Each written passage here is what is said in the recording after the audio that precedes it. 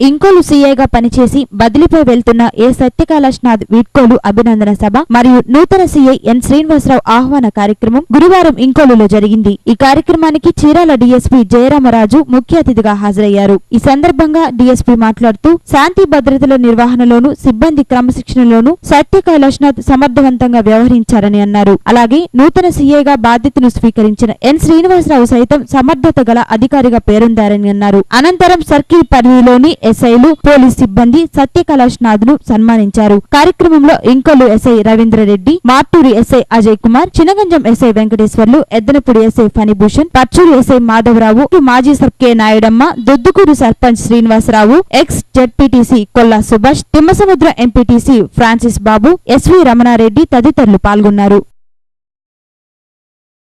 అప్డేట్లో చేసేవాడిని, పిఎస్ఐగా అప్డేట్ చేసి నాకు పర్చూరు ఎక్కడో కూడా తెలియదు. గూగుల్